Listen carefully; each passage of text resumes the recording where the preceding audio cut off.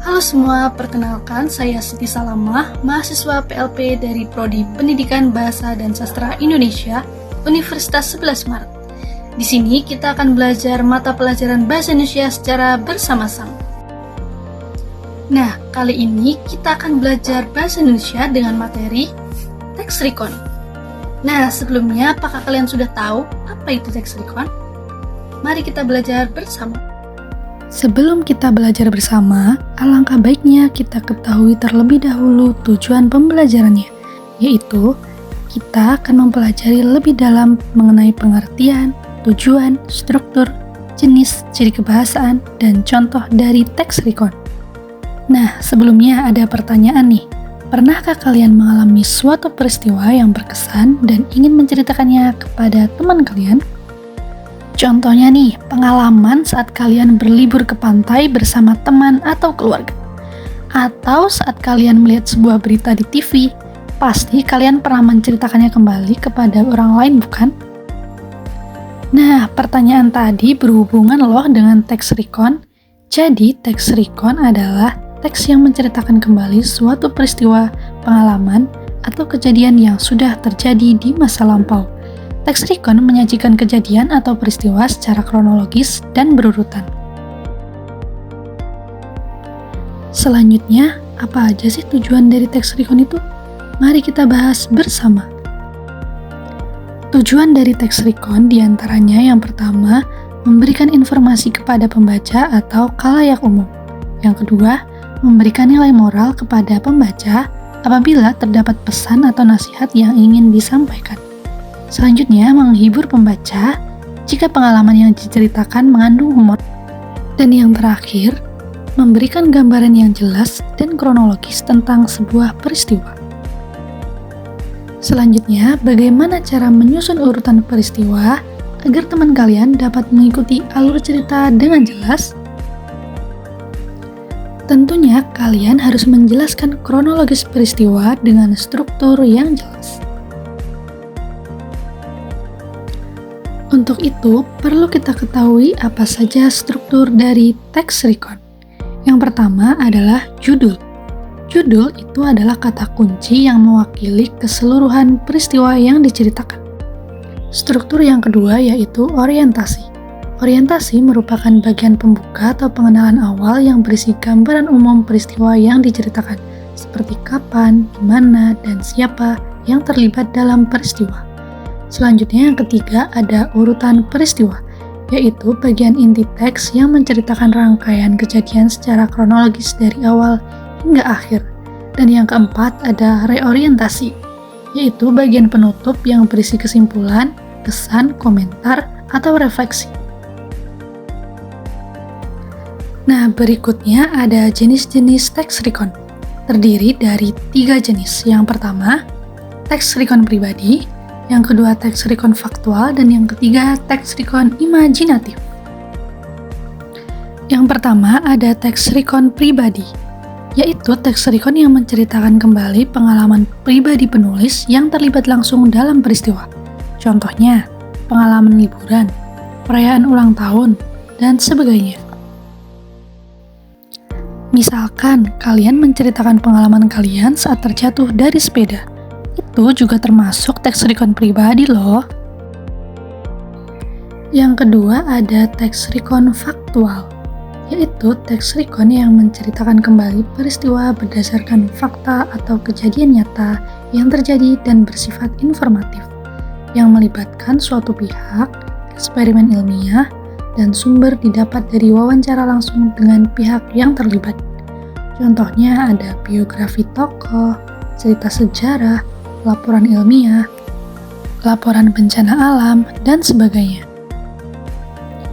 Contoh lainnya, misalkan saat kalian menonton berita di televisi yang menayangkan perakiraan cuaca. Nah, itu juga termasuk teks recon faktual loh, karena menayangkan informasi berdasarkan fakta dan data. Yang ketiga, ada teks recon imajinatif, yaitu menceritakan peristiwa berdasarkan imajinasi atau fantasi dari penulis yang disajikan secara detail dan kronologis. Contohnya ada cerita fiksi, cerpen, novel, dongeng, dan sebagainya. Pernahkah kalian menonton film atau membaca novel Harry Potter?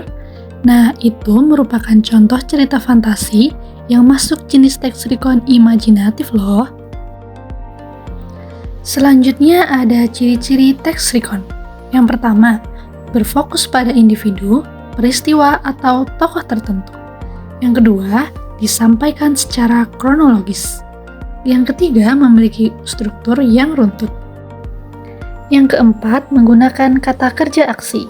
Yang kelima, mengandung detail kejadian yang jelas.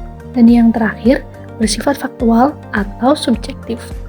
Tergantung dari pengalaman yang diceritakan, apakah bersifat nyata, berupa pengalaman pribadi, atau berdasarkan imajinasi. Berikutnya adalah kaidah kebahasaan teks recon. Yang pertama, menggunakan konjungsi temporal atau kata hubung waktu.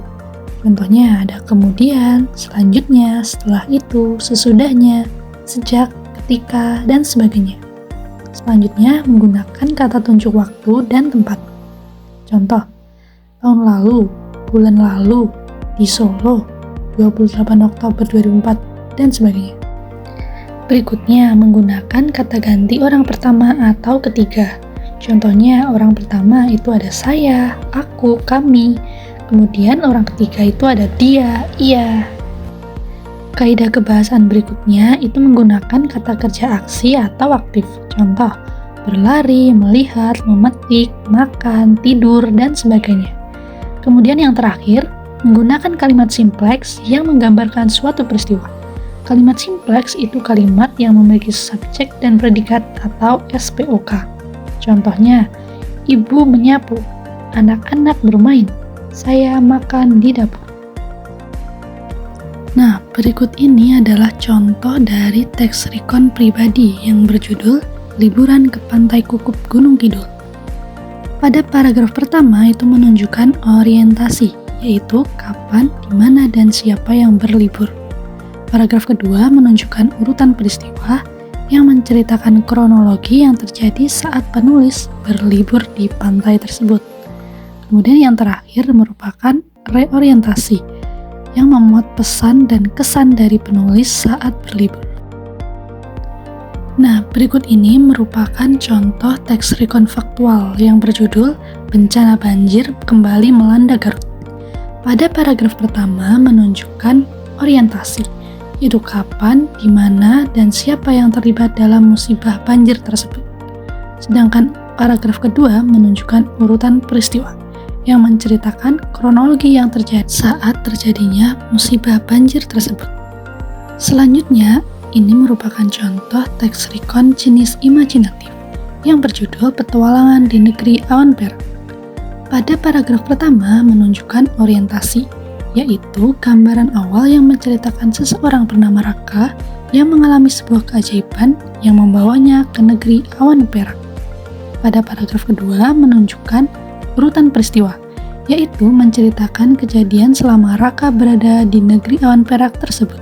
Paragraf ketiga menunjukkan reorientasi, yaitu kesimpulan dari pengalaman Raka selama berada di negeri awan perak. Nah, seperti itulah materi kita kali ini mengenai teks recon. Kita udah belajar dari mulai pengertian, tujuan, jenis, ciri-ciri, kebahasaan, hingga contoh-contoh dari teks recon.